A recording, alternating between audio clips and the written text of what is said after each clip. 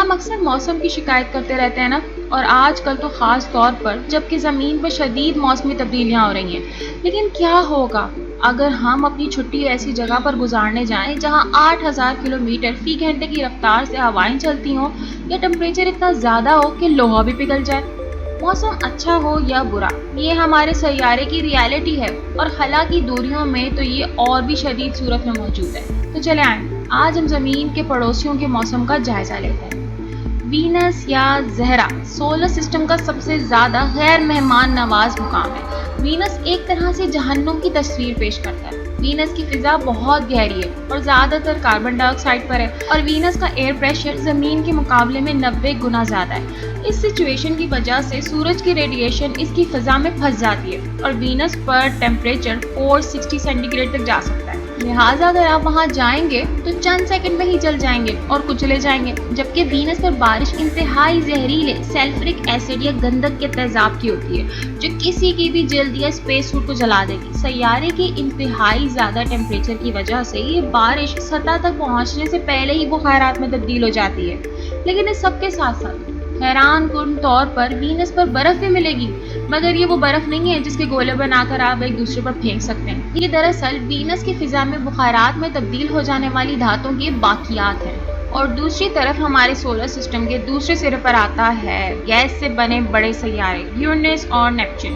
یہ سیارہ زمین میں سب سے زیادہ دوری پر واقع ہے، اور یہ جمی ہوئی میتھین کے بادلوں اور سولر سسٹم میں سب سے زیادہ خطرناک ہواؤں کا گھر ہے، جن کی رفتار آواز کی رفتار سے بھی زیادہ ہوتی ہے۔ سیارے کی سطح کے کافی حد تک اسموتھ ہونے کی وجہ سے میتھین ہواؤں کی رفتار کو کم کرنے کے لیے کچھ نہیں کرتا، اس لیے ان کی رفتار 2500 کلومیٹر فی گھنٹے تک پہنچ سکتی ہے۔ جب کوئی چیز آواز کی بھی اسپیڈ کی لمٹ سے بھی زیادہ تیز ہو جائے تو ایک دھماکہ خیز آواز پیدا ہوتی ہے، اور وہ آپ یہاں آسانی سے سن سکتے ہیں۔ ساتھ ساتھ یہاں پہنچنے والے کو ہیروں کی بارش کا بھی تجربہ ہوگا، جس کی وجہ سے فضا میں موجود کاربن ہائٹ کا دبنا ہے۔ لیکن آپ ٹینشن نہ لیں، آپ کو برستے ہوئے ہیروں کو سر پہ گرنے کا کوئی خطرہ نہیں ہو سکتا، کیونکہ آپ پہلے ہی -200 ڈگری سینٹی گریڈ ٹیمپریچر میں جم چکے ہوں گے۔ ٹام لاؤڈن UK کی وارورڈ یونیورسٹی میں ریسرچر ہیں، اور ان کا کام یہ معلوم کرنا ہے کہ دوسرے سیاروں پر آخر ماحول کی صورتحال کیا ہے۔